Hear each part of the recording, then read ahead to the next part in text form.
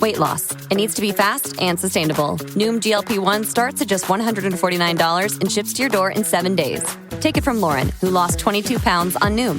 If I come off of the GLP-1, it's not going to automatically make my weight yo-yo back. $149 GLP-1s? Now that's Noom smart. Get started at Noom.com.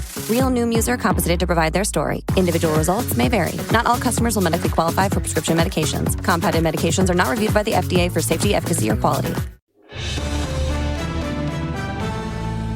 Senator, thanks for joining us. Let me get right to it, Senator. You were in Boston the other day. This is the quote. The revolution against Donald Trump and Elon Musk starts here. Revolution, Senator, that's a pretty strong word. Is this a slow march or a fast march to impeachment? What did you mean by that, the revolution? Well, we fought the American Revolution, led initially by the Minutemen and women of Concord and Lexington, in order to say to King George, no, you do not have absolute authority. No, you cannot act as a dictator. That's what Donald Trump is trying to do. Okay. He's trying to usurp the power of the Congress and the judiciary in order to act as a king. King Donald, not King George, which is why we need a revolution in order to once again reassert the principles that we have a separation of power, that we have checks and balances, that no one can act unilaterally. Well, I know you don't mean take arms up against the sitting president, but what do you mean? The only way to replace him is impeachment, revolution, replacement. Is that what you're talking here? Oh, by the way, tomorrow's one month he's in, Senator. I'm talking about people rising up when they hear that Medicaid is going to be cut, and that's 51% of all federal funding for Massachusetts, when they've gutted the EPA or the Department of Education providing protection for clean air and clean water, or educational funding for poor children or disabled children. People have to rise up. They have to protest. They just can't allow for King Donald to act in a way that cuts all these programs to give tax breaks to billionaires. Ordinary people, ordinary families are going to suffer greatly. Well, King Donald has sent Prince Elon into the departments to root out waste, fraud, and abuse. He found $73 billion in Social Security missed payments. I've got the list. You've seen the list. 1.5 to advance DEI in Serbia, 32,000 trans comic books in Peru. Is all of this wrong, Senator? Look at in the Republican budget coming out of the House of Representatives, they cut Medicaid by $880 billion. What's that? That's the funding for grandma and grandpa in nursing homes with Alzheimer's. That's funding for families all across Massachusetts and Rhode Island to be able to qualify for health insurance. So that's not waste and fraud. That goes right to the health and well-being of every single person who's dependent upon Medicaid, Medicare, the Affordable Care Act for the well-being, the health of their families. All right, Senator, I don't think we're going to convince you otherwise. I understand you're against DOGE, you're against Elon, and whatever savings they're coming up with, you're saying it's not real. I mean, is that a way to wrap this up? Because I want to get to world affairs, too. Take the last word on this, then we'll switch to Ukraine. Well, DOGE really stands for the Department of Gutting Everything, from healthcare to education to environmental programs. And it is absolutely something that people are going to have to stand up and fight against because it's all part of their plan to then loot that money and give it to millionaires and to billionaires. And it is just morally wrong, and we have to stop it. Well, you're standing up and you're calling for get in the streets and uprise. You use that word, Senator. Donald Trump is enjoying his highest approval numbers ever. He's in the 60s. He's in 70s on some questions.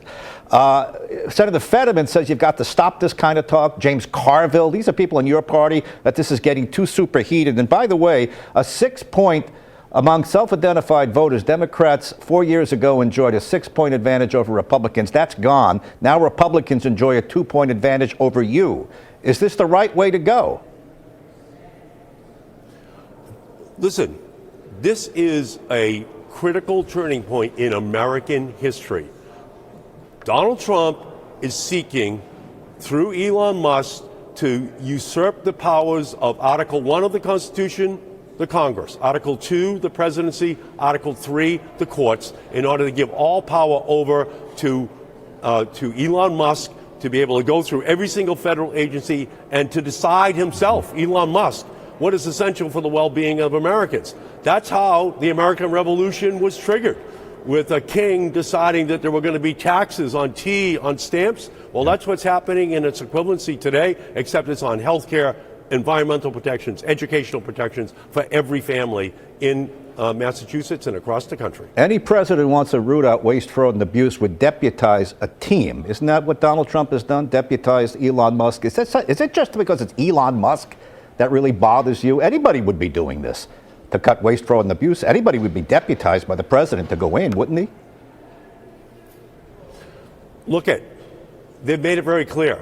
Their goal is to gut these agencies, to eliminate the Department of Education, to bring the Environmental Protection Agency to its knees, to loot $880 billion out of Medicaid. We call that mass health in Massachusetts. That's 1.6 million people who are dependent upon Medicaid, that is mass health, for their health insurance. That's not waste, fraud, and abuse. That goes to the heart of cruelty, of heartless disregard for the well-being of families. For the poor, the sick, the elderly, the past is just their memory. The future will be their hard reality if Trump and Musk get their way with the well-being and safety of every family in Massachusetts and across our country. They want to take apart the Department of Education and send it back to the states. Now, in Massachusetts, you do the best job of all of the states in educating your students. What would be wrong with that? Turning it all over to Massachusetts and you educate your students. You're doing a very good job. Cut Uncle Sam out altogether.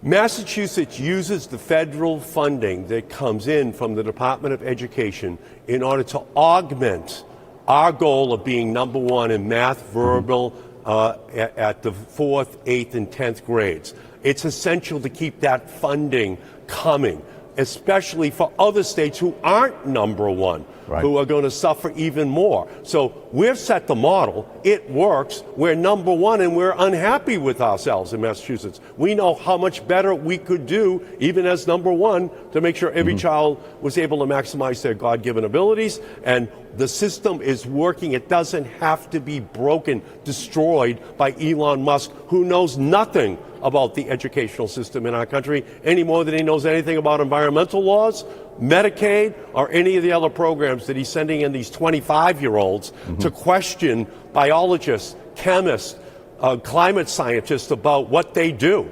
It is absolute absurdity that 25-year-olds are allowed to have that kind of power in our government. Senator, just let's take a couple more minutes and bang through some issues. Zelensky hasn't been invited to the peace talks. The president says Russia gets to keep the land it grabbed. Zelensky will have to stand for re-election, and the money is being cut off, but that's the way to peace. Do you agree with that?